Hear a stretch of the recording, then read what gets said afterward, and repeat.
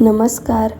तर आज आपण बनवणार आहोत अशीच एक झणझणीत आणि चमचमीत रेसिपी, जी दिसायला जेवढी चमचमीत दिसते तेवढीच खायलाही खूप छान लागते. ती मी तुमच्यासोबत शेअर करणार आहे.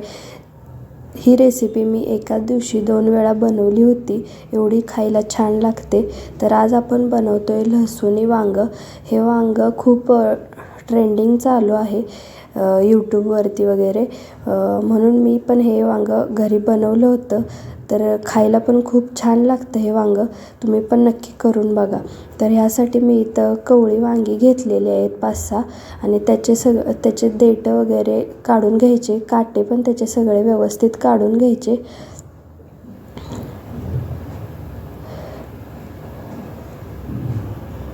हे बघा, ह्या पद्धतीनं सगळे देठं वगैरे काढून घ्यायची त्याची, आणि काटे वगैरे ठेवू नका त्याचे.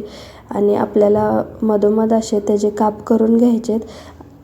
आणि आतमध्ये बघत चला की वांगं आपलं किडकं वगैरे आहे का.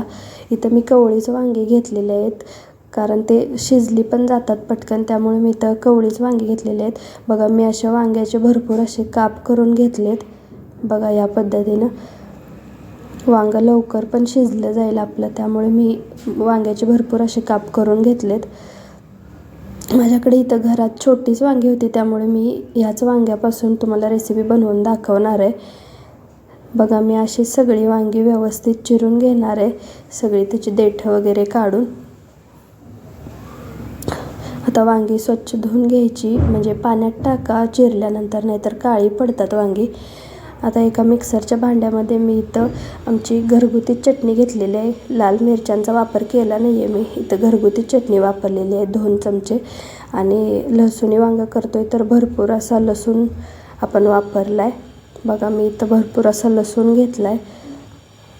त्याच्यामध्येच थोडंसं मीठ, एक छोटा चमचा धनेपूड घातलेली आहे मी, आणि अर्धा चमचा गरम मसाला घातलेला आहे बघा इथं. आणि आता आपल्याला ह्याच्यामध्ये मी इथं करडईचं तेल वापरलं आहे. करडईच्या तेलाची चव खूप छान येते, अशी तुपासारखी तुपट अशी चव लागते त्याची, त्यामुळे मी इथं करडईचं तेल वापरलेलं आहे. आणि आपल्याला हे मिक्सरमधून फिरवून घ्यायचं आहे, एकदम बारीक पेस्ट करून घ्यायचे. जास्त बारीक झालं नाही तरी चालेल, लसूण मोठा मोठा राहिला तरी चालेल, खायला छान लागतो लसूण मध्ये मध्ये तसा फोडणीत घातलेला. बघा, इथं अशी पेस्ट छान झालेली आहे, आणि लसूण जास्त बारीक केलेलं नाही आहे मी, मोठाच ठेवलेला आहे. आता आपले वांग्याला हा मसाला सगळा लावून घ्यायचा. सगळ्या फोडींच्यामध्ये असा वांग्याचा मसाला भरून घ्यायचा. बघा, असा सगळ्या साईडने मसाला व्यवस्थित लावून घ्यायचा आतपर्यंत. आणि वांग्यांच्या वरून पण आपल्याला मसाला सगळा व्यवस्थित लावून घ्यायचा आहे. तुम्ही हे वांगं नक्की करून बघा, खायलाही खूप छान लागतं हे वांगं. बघा, या पद्धतीने मी आता सगळ्या वांग्याला मसाला लावून घेणार आहे. सगळ्या साईडनी मसाला तुम्ही व्यवस्थित लावून घ्या, म्हणजे मसाला पूर्ण आतपर्यंत लागला जातो. आणि वरून पण व्यवस्थित मसाला लावून घ्या. तुमच्याकडे जर मोठं वांगं असेल, जे आपण भरताला वापरतो ते घेतलं तरी चालेल. माझ्याकडे ते वांगं नव्हतं, त्यामुळे मी छोट्याच वांग्याचा वापर केला इथं भाजी बनवण्यासाठी. बघा, आता इथं माझ्या सगळ्या वांग्याला मसाला लावून झालेला आहे. बघा, मी वरून पण व्यवस्थित सगळा मसाला लावून घेतला आहे, आणि जो राहिलेला मसाला आहे तो मी फोडणीत वापरणार आहे.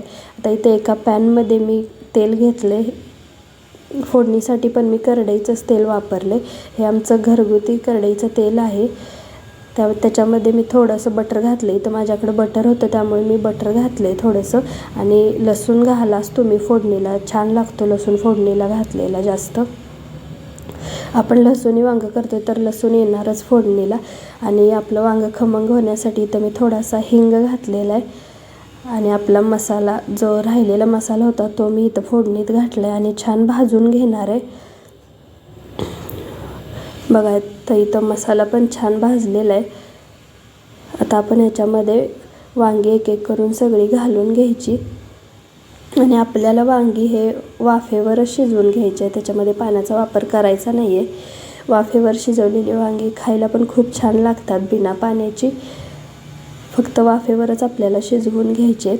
बघा आता इथं मिक्स करून मी 1-2 मिनटं त्याला वाफ देणार आहे. बघा आता 2 मिनटांनी वांगी व्यवस्थित मी मिक्स करून घेते. थोडीशी मऊ पडलेत आपली वांगी. हे वांगी मी कवळी वापरले, त्यामुळे आपल्याला शिजवून घ्यायला पण जास्त वेळ लागणार नाही आहे. बघा अशी मिक्स करून घ्यायची आणि अजून एक 5 मिनटं आपल्याला याला वाफ द्यायची वांग्यांना. आता मी झाकण ठेवून एक 5 मिनटाची आणि एक वाफ काढून घेणार आहे. बघा आता इथं आपली वांगी झालेली आहेत, छान शिजलेत, पण शिजून पूर्ण मऊ पडलेत. बघा किती छान दिसते दिसायला पण. जेवढी दिसायला छान दिसत तेवढी खायला पण खूप छान लागतात ही वांगी.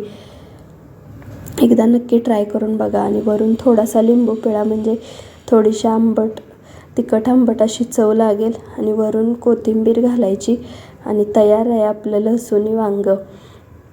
तुम्ही नक्की ट्राय करून बघा. आणि तुम्हाला ही रेसिपी आवडली असेल तर नक्की माझ्या चॅनलला सबस्क्राईब करा. आणि तुम्हाला ही रेसिपी कशी वाटली मला कमेंटमध्ये नक्की सांगा.